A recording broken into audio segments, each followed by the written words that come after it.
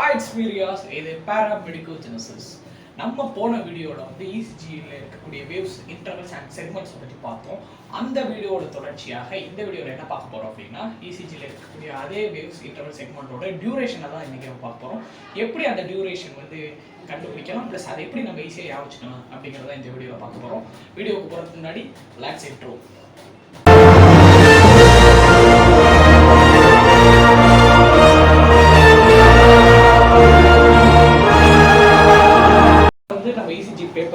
ECG paper நம்மளுக்கு எல்லாருக்கும் தெரியும், ஒரு கிராஃப் ஷீட் மாதிரி தான் இருக்கும்.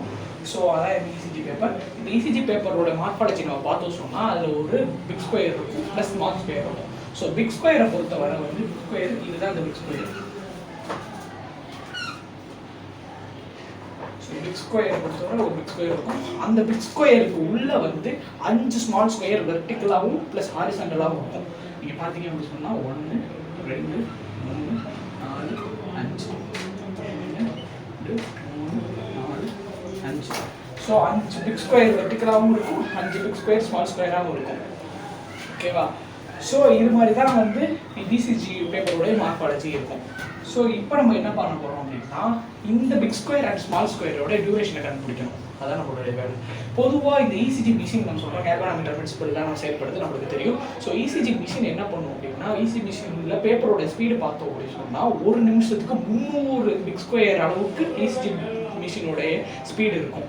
ஸோ 300 பிக் ஸ்கொயர் வந்து கலக்கும். இன் 1 மினிட், ஒரு நிமிஷத்துல ECG பேப்பரோடைய ஸ்பீடு வந்து 300 பிக் ஸ்கொயரை தள்ளிவிடும். ஸோ இந்த டைரக்ஷனில் தான் அது வந்து ட்ராவல் பண்ணுது. ஸோ 300 பிக் ஸ்கொயர் ஒரு நிமிஷத்தில் கலக்கும். ஸோ அப்போ ஒரு பிக் ஸ்கொயர் இதை நம்ம எப்படி எழுதிக்கலாம் அப்படின்னா 300 பிக் ஸ்கொயர் ஈக்குவல் டு 60 செகண்ட்ஸ்னு எழுதிக்கலாமா? ஏன்னா நமக்கு தெரியும் ஒரு மினிட்ல 60 செகண்ட் இருக்கு. ஸோ அப்போ ஒரு பிக் ஸ்கொயரோட டியூரேஷன் எவ்வளோ அப்படின்னா 60 டிவைடட் பை 300 போட்டோம் சொன்னால் 0.2 செகண்ட் ஆகும். ஸோ நம்ம இந்த ஈக்குவேஷனை பயன்படுத்தி அப்போ ஒரு பிக் ஸ்கொயரோட டியூரேஷன் எவ்வளோ அப்படின்னா 0.2 செகண்ட் அப்படிங்கிறத நம்ம ஈஸியாக கண்டுபிடிச்சிட்டோம். ஸோ அடுத்து நம்மளுக்கு தெரியும் ஒரு பிக் ஸ்கொயரில் நான் ஏற்கனவே சொன்னேன் 5 ஸ்மால் ஸ்கொயர் இருக்குது அப்படின்னு சொன்னேன். ஒரு பிக் ஸ்கொயர் எவ்வளோ இருக்குது? 5 ஸ்மால் ஸ்கொயர் இருக்குது அப்படின்னு சொன்னேன். So 1 big square contains 5 small square. அப்போ ஒரு ஸ்மால் ஸ்கொயரோட டியூரேஷன் எவ்வளோ அப்படின்னா 0.2 டிவைடட் பை 5 போட்டோம் சொன்னால் 0.04 செகண்ட். ஏன் இந்த 5னா 5 ஸ்மால் ஸ்கொயர் இருக்குது, 0.2 ஒரு பிக் ஸ்கொயரில் உள்ள டியூரேஷன். ஒரு பிக் ஸ்கொயரோட டியூரேஷன் 0.2 செகண்ட், 5 ஸ்மால் ஸ்கொயர் இருக்கனால அதை டிவைட் பை 5 போட்டோம்னு சொன்னால் 0.4 செகண்ட் தெரிஞ்சு. இப்போ நம்மளுக்கு ஒரு பிக் ஸ்கொயரோட டியூரேஷன் எவ்வளோ ப்ளஸ் ஒரு ஸ்மால் ஸ்கொயரோட டியூரேஷன் எவ்வளோ அப்படிங்கிறது நம்மளுக்கு ஈஸியாக நம்ம கண்டுபிடிச்சிட்டோம். இப்போ வந்து நம்ம ECG வரும். நம்மளுக்கு தெரியும் ECGயில் இதான் வந்து ஏர்கோனாமிட்டர் சொல்வதற்கு இதுதான் பாயிண்டர் டீட்டெயில் வச்சு. ஃபஸ்ட்டு நம்ம பார்க்க போகிறது வந்து P வேவ். P வேவ் எப்போதுமே எவ்வளோ இருக்கும், டியூரேஷன் எவ்வளோ இருக்கும் அப்படின்னா 2.5 ஸ்மால் ஸ்கொயர் இருக்கும். இப்போ ஈஸியாக வச்சுக்கிறதுக்காண்டி 2.5 ஸ்மால் ஸ்கொயர் இருக்கும். நம்மளுக்கு தெரியும் ஒரு ஸ்மால் ஸ்கொயரோட டியூரேஷன் எவ்வளோ? 0.04 செகண்ட். ஸோ 2.5 ஸ்மால் ஸ்கொயர் இருக்கிறதுனால இன்ட்டு 2.5 போட்டோம் சொன்னால் 0.04 ப்ளஸ் 0.04 ப்ளஸ் ஆஃப்னால 0.02. இதை நம்ம எடுத்து அடிச்சோம் சொன்னால் 0.1 வரும். ஸோ ஒரு பீஸ் வேவோட டியூரேஷன் எவ்வளோ அப்படின்னா 0.1 செகண்ட்.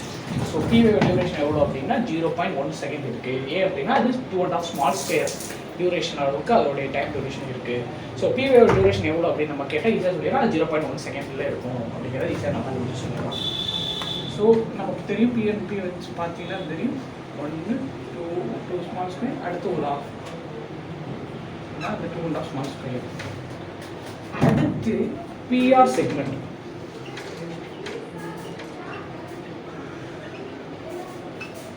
PR செக்மெண்ட்டும் அதே மாதிரி 2.5 ஸ்மால் ஸ்கொயர் தான்.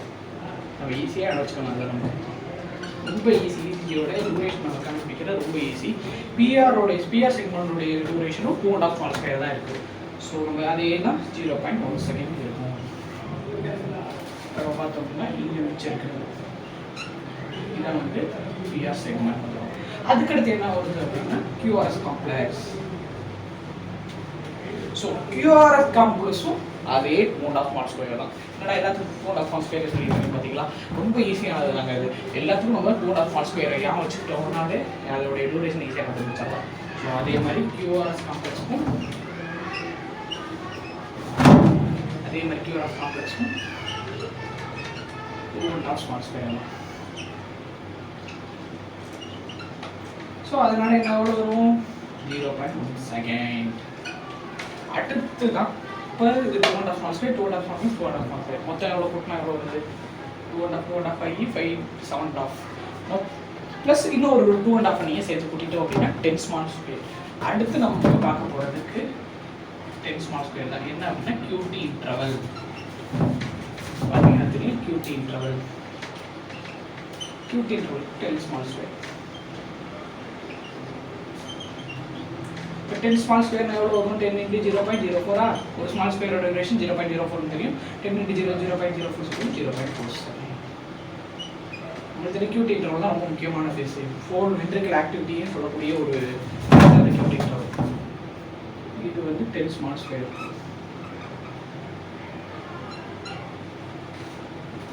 ஸோ இதெல்லாம் வந்து என்ன இருக்கும் அப்படின்னா QRS complex plus ST segment plus T wave மூணுமே இருக்கும்.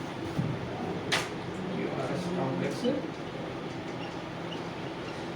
plus ST segment plus T wave மூணுமே இருக்கக்கூடியதா இதுதான் ஹோல் வென்ட்ரிகல் ஆக்டிவிட்டி. ஸோ அந்த ஹோல் வென்ட்ரிகல் ஆக்டிவிட்டி எவ்வளோ இருக்குன்னா 0.4 செகண்டில் நடக்கும் அப்படிங்கிறது சொல்லப்படுது. ஸோ இந்த ECG பேப்பரை வச்சு அதோடைய ஃபிக்ஸ் ஸ்கொயர் மற்றும் ஸ்மால் ஸ்கொயரோடைய டியூரேஷன் ப்ளஸ் அதோடைய different types of waves segments and இன்டர்வல்ஸோட டியூரேஷன் எப்படி ஈஸியாக வருது, அதை எப்படி நம்ம ஈஸியாக ஞாபகம் எப்படி கண்டுபிடிக்கலாம் அப்படிங்கிறத இந்த வீடியோவில் பார்த்தோம். இது மாதிரி இன்னொரு வீடியோவில் சந்திக்கிறேன். Until then signing off, Jeriah தான். இது பாராமெடிகோ சர்வீசஸ்.